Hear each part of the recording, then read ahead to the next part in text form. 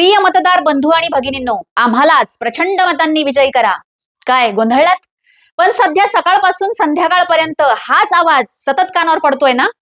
Mic बदलतो, चेहरे बदलतात, पण प्रश्न तेच राहतात.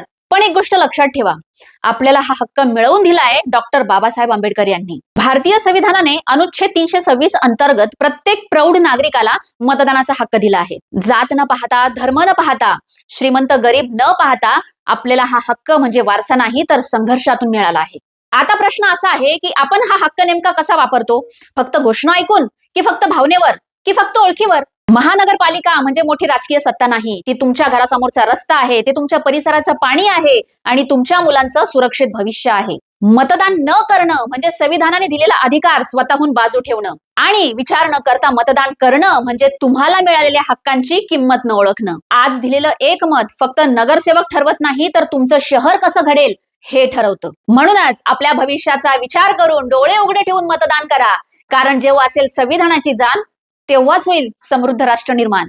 मग करणार ना मतदान, आणि तेही योग्य व्यक्तीला.